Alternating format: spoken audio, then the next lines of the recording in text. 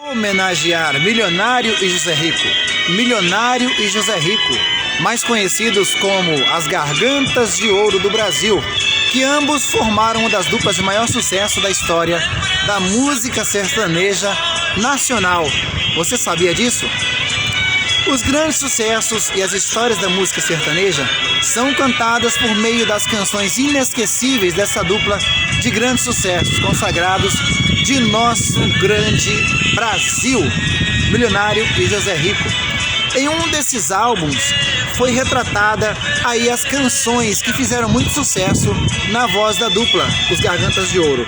Canções como A Carta, Paixão de um Homem, Sonho de um Caminhoneiro, Duas Camisas, a canção Filho de Ninguém, a canção Denguinho, a canção A Fossa, Outra Noite Sem Meu Bem, O Meu Mundo Vazio, que é a canção Sereia, a canção Nasci para Te Amar, a canção Apaixonado, Esquina do Adeus, a canção Homens, Pombinha Mensageira, a canção essa de Miltinho Rodrigues também.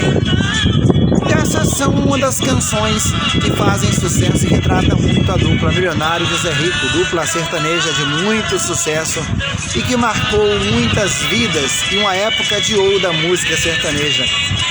Qual canção dessa dupla faz você refletir, voltar no tempo? Comenta aqui nos comentários, eu quero saber de você qual canção te traz a lembrança dessa grande dupla sertaneja. Um abraço a todos e estamos conectados.